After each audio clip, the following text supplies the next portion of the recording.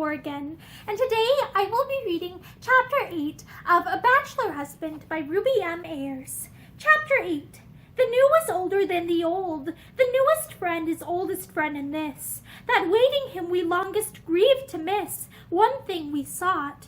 Marie woke in the morning with a bad headache. She would have liked to stay in bed, but not for the world would she have allowed Mrs. Harriet the satisfaction of her absence. Since her accident, she had always had breakfast in her room, but she dressed early this morning and went downstairs before the first gong had sounded. She had carefully bathed the tear stains from her eyes and powdered her face. She had put on her prettiest frock and taken great pains with her hair. Tender-hearted and loyal as she was, Marie was tremendously proud, and she made up her mind that, if the effort killed her, she would not allow Mrs. Harriet to imagine that the incident of last night had made any difference or hurt her in any way. She went in to breakfast before Chris arrived, and he looked at her in blank astonishment when he sauntered up to the table. "Down to breakfast? Couldn't you sleep, Marie?" The words were playful, but they hurt his wife inexpressibly, for they showed that he had not been to her room, as he generally did, to see how she was. She answered him with a smile. "Yes, I'm tired of being an invalid. I've thrown the last bottle of medicine away." She forced herself to eat a good breakfast, though she was not in the least hungry, and smiled her sweetest at Mrs. Harriet, who came in very late. Mrs. Harriet's eyes narrowed a little as she returned Marie's greeting, and as soon as the meal was ended, she followed the girl into the lounge and sat down beside her. "Dear Mrs. Lawless, how nice to see you up early again. I do hope it means that you are stronger." "I think I'm quite well," Marie answered, "and I think it's time I looked after my husband a little. Poor Chris, I am afraid he has been very dull." She was not afraid of anything of the sort. She knew only too well that Chris had not missed her in the least, but it gave her a little throb of satisfaction to see the faint look of annoyance that crossed Mrs. Harriet's face as she leaned back in her chair and twisted the long gold chain with its bunch of dangling charms which she wore around her neck. Was this chit of a girl going to attempt to cross swords with her? Chris came into the lounge at the moment. "Well, what's the program for today?" he asked cheerily. He was quite at his ease. He believed that last night's foolishness had been swept into the rag bag of the past and forgotten. He did not know enough about women to suspect Mrs. Harriet of malice or Marie of capability to deceive him. It was Mrs. Harriet who answered. "Personally, I'm too worn out to do anything but lounge about," she said. "And you look awfully tired yourself, Chris." Marie raised her eyes. "Well, he had rather a nasty adventure last night, didn't he?" she said quietly. What a fortunate thing for you both that he could swim, wasn't it, Mrs. Harriet?" She spoke quite simply and naturally, and with just the right shade of concern in her voice, but her heart was racing at her own daring. Chris turned scarlet to the roots of his hair, and for a moment there was an embarrassed silence. Then Mrs. Harriet said with a little uncertain laugh, "So he told you?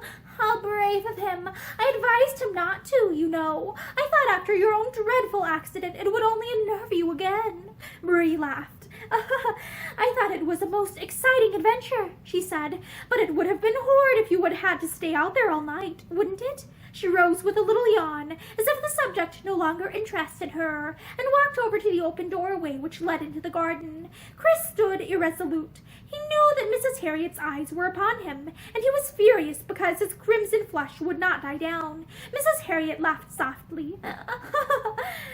"So you told her then," she said. Chris turned on his heel without answering, and followed his wife into the garden. There were some children playing ball in the sunshine, and Marie was standing watching them with unseeing eyes. She knew she had scored, but she felt no triumph, only a dull sort of misery at having humiliated the man she loved. "Marie!" She turned round, the mask of indifference falling once more upon her face. "Yes, what is it?" "Who told you about last night?" She shook her head. "Nobody." But he persisted. "Did Feathers tell you?" "Feathers?" she echoed with quiet scorn. "Do you think that I should discuss you with him?" "Somebody must have told you," he said doggedly. Her brown eyes met his sorrowfully. You ought to have told me, she said. The color rushed again to his handsome face. I know. I was a fool. I don't know why I went out with her. I hate the woman. He really thought he did at the moment. But you had gone off with Feathers, and it was rottenly dull alone. She interrupted very gently. I thought you would prefer to be left alone. You could have come had you chosen. I know, but, oh, dash it all, there isn't any excuse for me, I know. And you behaved like a brick just now, Marie, letting her think that you didn't care. There was an eloquent silence. Then Marie said, I only let her think what was the truth. I don't care at all. You are quite free to do as you like. We agreed that, didn't we? But I think, for your own sake, it would be better to tell me next time anything like that happens. I hate Mrs. Harriet to think that you have a secret with her. And for me, it looks bad, Chris. He gave an angry exclamation. Secret? It was no secret. You exaggerate when you say that. Do I? Well, I'm sorry. She turned to move away, but he followed. I hope you'll forgive me, he asked with humility new to him. Poor little Marie Celeste. The tears swam traitorously into her eyes, and she bit her lip. There isn't anything to forgive, she said. I think, perhaps, we have both rather exaggerated things. They walked along the seafront together, Chris silent and morose, with a little frown between his eyes. Only once before had Marie made him feel ashamed, and that was years and years ago when he had pushed her out of the loft, and she had taken the blame and declared that she had fallen through her own carelessness. Chris hated to feel ashamed, and after a moment he broke out again violently. I should have told you myself, only Mrs. Harriet did not wish it. She said that people in the hotel would talk, and that she could not face the scandal. So what could I do? Marie looked at him in utter amazement. Was he as ignorant of women as all this? But she did not say what was in her mind, that she believed Mrs. Harriet would welcome notoriety of any sort. We won't talk about it any more, she said hopelessly. After all, you've got a perfect right to choose your own friends. Mrs. Harriet is not a friend. I play golf with her and bridge. That is all. I never make friends of women. She did not contradict him, and they walked on a little way without speaking. Then Marie said suddenly, Chris, don't you think we could go home at the end of the week? Go home? He echoed sharply. You mean to Aunt Madge? Yes, I think I'm rather tired of the sea. Well, we'll go tomorrow if you like. I shan't be sorry to leave the place myself. He would have gone that morning in order to escape meeting Mrs. Harriet again. He was more angry with himself than he was with her, for it was slowly dawning upon him that he had allowed himself to be made a fool of, and the feeling was unpleasant. I think it will do if we go at the end of the week, Marie said quietly. I will write to Aunt Madge so that she will be ready for us. Chris frowned. We can't live with Aunt Madge indefinitely, he said at last. We shall have to get a place of our own somewhere. I know, but for the present, she would like to have us. There was a note of anxiety in Marie's voice. Just now, there was nothing she dreaded more than the thought of living somewhere alone with Chris. Once it had seemed the height of bliss. There will be plenty of money, fortunately, Chris went on. We ought to manage to have quite a good time between us, don't you think? Yes, I think so. You don't sound very enthusiastic, he complained. I suppose you're still thinking about that rotten business last night. She did not deny it. Supposing it had been me, she said after a moment. Supposing I had gone out there with Mr. Dacres, for instance, and the same thing had happened. What would you have thought? Chris laughed unaffectedly. With old Feathers? Good Lord, you have been safe enough with him. Her face quivered. Would there never be anything she could do or say that would move him in the slightest? Perhaps that's how I felt about you and Mrs. Harriet, she said sharply. Chris laughed again. Well, I never thought you'd be jealous of her, certainly, he said. She turned on him with flashing eyes. I'm not jealous of her. How dare you say such a thing? My dear girl, Chris was utterly amazed. Isn't that what I've just said? That I didn't think you were jealous of her? What a little spitfire you are. She had never looked at him like that before, and he was rather interested to discover that she had got it in her to flare out. What would you like to do today? He asked presently. We don't seem to have gone about much, though we've been here nearly 3 weeks.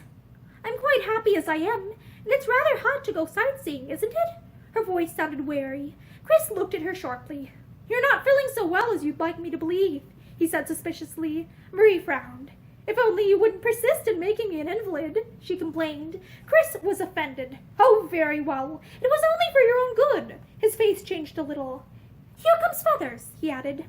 He had not seen his friend that morning, and he was not sure what sort of reception he was going to receive, but Feathers behaved as if nothing had happened.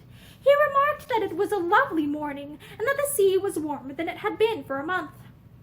Have you been in? Chris asked eagerly. Yes, just come out. Chris looked at the sea. I wouldn't mind a dip, he said sententiously. I should have it then, Marie said. I can stay with Mr. Dacres if he has nothing better to do. Chris looked at his friend. Will you look after her? He asked dubiously. Delighted. Right on. Righto, I shan't be long. Chris turned away. Feathers found an empty seat in the shade, and he and Marie sat down. And we are quite well, thank you today, I suppose, eh? He asked smilingly. I heard you were down to breakfast, though I did not see you. Yes, I'm tired of being lazy. Did Mrs. Harriet tell you? I believe she did. Marie smiled. Mrs. Harriet is very angry with me, she said. Why on earth? Because of last night. Last night? He looked away from her guiltily. Yes, about Mrs. Harriet and Chris going out to that fishing boat, I mean. Her eyes wandered out to sea, to where a group of small craft bobbed at anchor in the sunlight. Oh, Chris told you, of course. Feathers sounded infinitely relieved. Marie shook her head. No, I heard you quarreling with him. My room is next to his, you know. I suppose I ought not to have listened, but, well, I did. It's quite true that listeners never hear anything pleasant, isn't it? That's the second time I've had it happen to me. Feathers tilted his hat over his eyes, and the rest of his ugly face looked rather grim. I am sorry you overheard, he said constrainedly. I did get up in the pulpit a bit, I know, and there was no harm in what happened, really. She did not speak, and he repeated firmly. There was no harm in it at all, Mrs. Lawless. Marie raised her eyes and laughed with a little hysterical catch in her voice. Oh, surely you're not one of those people who think I'm jealous of Mrs. Harriet, she asked. Good Lord, no! He sat up with sudden energy. Jealous of that woman? Marie gave a long sigh. She thinks I ought to be, she said drearily. I wonder if she is right. Feathers looked angry. Of course not. What rubbish! Chris doesn't care for women. I know for a fact that he's never cared for a woman in his life. She nodded. His words were truer than he thought, she told herself, seeing that Chris did not even care for her. We're going back to London on Saturday, she said, abruptly changing the subject. Really? That sounds as if you were rather glad. So I am. Very glad. I hate this place and everybody in it. Her voice, which had risen passionately, broke off, and she turned her eyes to his face. No, that is not true, she said impulsively. I don't hate you. The only reason I am sorry to be going is because it will mean leaving you. She spoke with unaffected sincerity, but without realizing what her words might imply. But Feathers' hands were suddenly clenched into fists, and there was a curiously strained look about his eyes as he stared down at the asphalt path. You are very kind, he said formally. No, it is you who have been kind, she answered. I don't know what I should have done without you. She spread her hands and laughed. Yes, I do now. Yes, I do know. I should have been drowned. I wish you would try and forget all about that.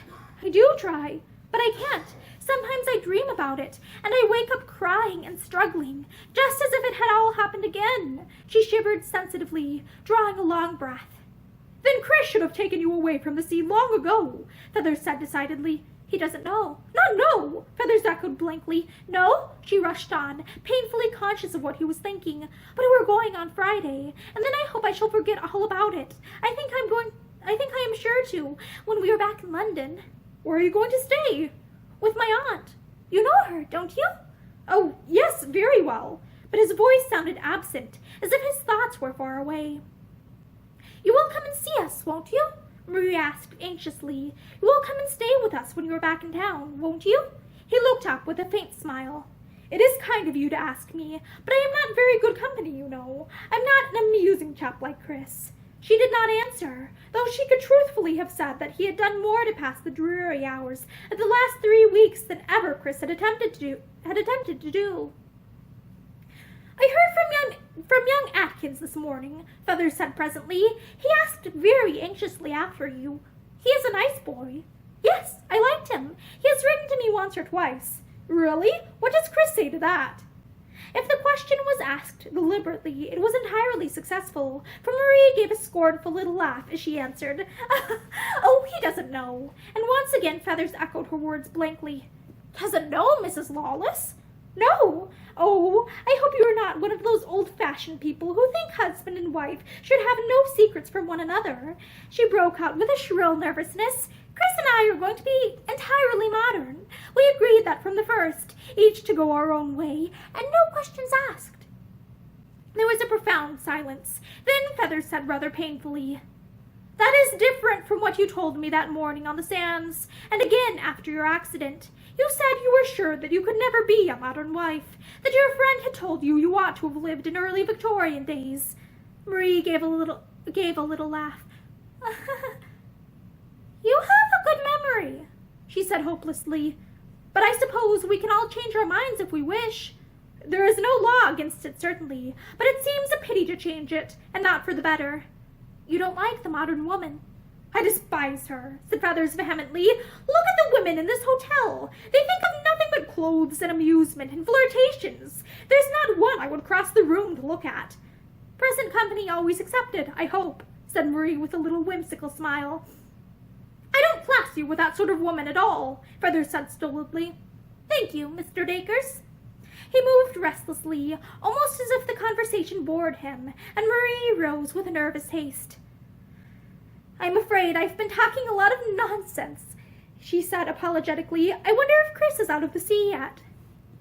They walked to the railings and looked down onto the sands. Shall you stay here long? She asked suddenly. After we have gone, I mean. I don't know. I haven't made any plans. I'm one of those people who drift with the tide, and if a wave casts me up on the shore, as it did when I came here, I just stay until another one comes along and washes me off again. She looked up at him interestedly. I have so often wondered why you came here, she said suddenly. You don't like the hotel, or the people, or even the place very much, do you? I came here to see you. To see me? Yes, I wanted to see what sort of a woman Chris had married. And you were very disappointed? She asked her question with wistful anxiety, very sure that if he answered it at all, it would be with the truth. Yes, I was disappointed, but agreeably, he said, smiling. I somehow imagined you would be empty-headed and golden-haired, perhaps a little older than Chris. I'm afraid I thought you would be the type of woman that Mrs. Harriet is. That is not much of a compliment to him. Perhaps not, but that is what I thought. Are you always as candid as this to everyone, Mr. Dacres? I am told so. That is partly why I am so unpopular. That, and another reason. What other reason? He smiled grimly, looking down at her. My ugly face, he said. She gave an indignant cry of protest. Oh, you are not ugly. I will not allow you to say such a thing. She wondered why she had ever thought him ugly when they first met, and then again, why she no longer thought so. The morning I pulled you out of the water, Feathers said unemotionally, his eyes fixed on the sea, a woman in the crowd made a remark which I shall always remember. What do you think it was? How can I guess? She said, Beauty and the Beast. Feathers laughed. I suppose I did look rather like an old man of the sea. Wet clothes are not becoming to anyone, he added, with an amused memory of the object Chris had looked in his saturated dress suit. It was a horrible thing to have said, Marie cried hotly. She must have been a detestable woman. Oh, I don't know. I think I rather liked it. Did you? How queer. Why? He shrugged his shoulders. Because I am a queer sort of chap, I suppose. I remember a woman once telling me that I wore the ugliest clothes she'd ever seen. He glanced down at his baggy tweed suit. Do you know that pleased me more than it would have done had she told me I was the smartest man in London? Marie laughed. In the story of Beauty and the Beast, she said, the Beast turned out to be a fairy prince, you know. Feathers moved away from the railings and stood looking down the crowded promenade. "That is a feat beyond me, I'm afraid," he said quietly. "Shall we go on? Chris will be coming directly." They met him almost at once and turned back to the hotel together. Had a topping bath," Chris said breezily. He looked very fresh and sunburnt, and his hair had crinkled up into little waves with the salt water. As a rule, he kept it smooth with brilliantine. "What have you two been doing?" he asked, looking at his wife. Talking. I've been telling Mr. Dacres that we are going back to London on Friday." "Yes, Marie's had enough of this place, and so have I," Chris said. "Why not come along with us and stay for a bit, Feathers?" Feathers was lighting a cigarette, which perhaps was why he did not answer immediately.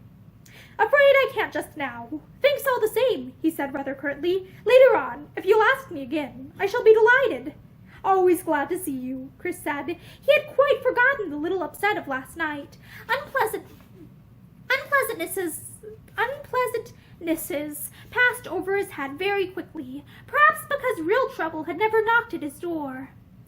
I tell Marie we shall have to look about for a house," he went on. "Or perhaps a flat would be better, as it's not such a tie, and I like going away for weekends." You'll have to stay at home now. You're a married man, old son," said Feathers chaffingly, though his eyes were serious. "I thought all Benedicts buried the latchkey before they went to church." Chris laughed shortly.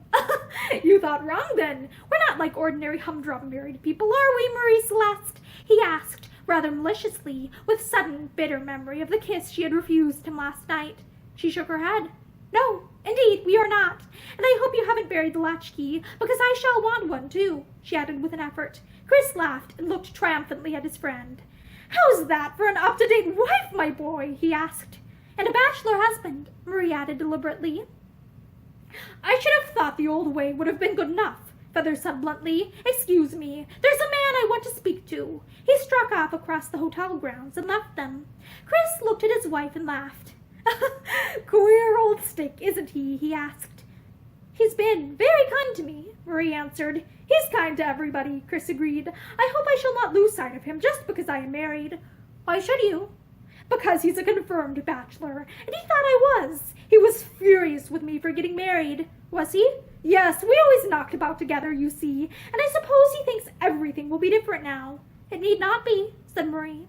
"No, that's what I tell him," Chris agreed eagerly. "I told him you were not an exacting woman. I told him that we had known one another all our lives." There was a little silence. "Did you tell him why you married me?" Marie asked. Chris flushed. "What do you mean? Is it likely?" "I thought you might, as it was only just a sort of business arrangement." Chris stood still and looked down at her. "Do you know that you have altered a great deal lately, Marie Celeste?" he said. She forced herself to look at him. "Do you mean my face?" He frowned. "Your face? No. I mean in yourself. I was only thinking this morning that you seem absolutely different to the girl you were that day outside Westminster Abbey." She turned sharply away. "Perhaps I am. A great deal has happened since then." Chris seemed to be considering the point. "Years ago," he said suddenly, "I used to flatter myself that you were rather fond of me, Marie Celeste." She caught her breath, but made no answer, and he persisted. "You were, weren't you?" "Yes, of course I was," she said desperately. "Even up to the last time you went back to Paris, I thought the same," he went on. "You had a funny little way of looking at me, Marie Celeste, a way I rather liked, I remember." "And that made you think I was desperately in love with you?" she asked in a hard voice. "Well, not desperately in love, perhaps, but I used to think you had a sort of sneaking affection for me. I was a conceited donkey, I suppose." "I married you, anyway," she said breathlessly. "Yes, and what a marriage!" she ejaculated. Marie put her hand to her throat as if she were choking. "I thought we were getting along well together." "Did you? That all depends what you mean by well. I suppose it's all right if it suits you." She gave a queer little laugh. "Chris, you are not trying to pretend that you're in love with me?" The words seemed forced from her, and her heart beat to suffocation as she waited for his reply. It came without a second's hesitation. "I suppose I've never been in love with any woman, but if there ever has been anyone, it's been you, Marie Celeste." A poor little grain of comfort, and yet it was comfort to know that nobody else came before her. She felt almost happy for the rest of the day. Even Feathers noticed that her eyes were brighter and that there was more color in her cheeks. "This place is doing you good at last, Mrs. Lawless," he said to her during the evening. "It's the first time I've seen you with a color." She put up her hands to her cheeks, laughingly. "And it's my own," she said, and not out of the box. His grave eyes searched her face. Ignoramus as I am, I could have told you that," he answered. Mrs. Harriet came rustling up to them. She wore a beautiful evening gown, cut rather unnecessarily low, and a diamond star glittered on her white neck. "What are you two laughing about?" she demanded. "Mr. Dacres, I must compliment you. You always seem to be able to make Mrs. Lawless laugh, and she's such a serious little person as a rule." She sat down between them. She always liked to be the center of a conversation. "There will be no moon tonight," she said suddenly. "It's clouded over. I think we shall have some rain." "It must be badly needed," Feathers said sententiously. She made a little grimace. "The crops and the farmers want it, I suppose you mean. Do you know that I've no interest in either of them?" "You surprise me," said Feathers gravely. She held out her white hand. "Give me a cigarette, Mr. Dacres." She glanced around the lounge. "Where is everyone tonight?" she asked plaintively. "I think most of the men are in the billiard room," Marie said hesitatingly. She knew that Chris was. He had asked her permission first, and the little attention had pleased her, though she knew quite well that he would have gone anyway had he desired to go. "I think Mr. Dacres is simply splendid, you know," Mrs. Harriet said with enthusiasm, when presently he had walked away. "He makes such a wonderful friend, doesn't he?" "He is very kind," Marie agreed frigidly. "How you will miss him," the elder woman went on sympathetically. "Or is he going back to town with you?" "No, he is not going back with us," Marie said. Her eyes went across the lounge to where Feathers stood talking to some people, and her heart contracted with a sudden fear. Yes, she would miss him, she knew. She was afraid to think how much. And that is the end of Chapter 8 of A Bachelor Husband by Ruby M. Ayres. Thank you for listening to this chapter with me, and I hope that you come back to listen to more chapters quite soon. Have a great day.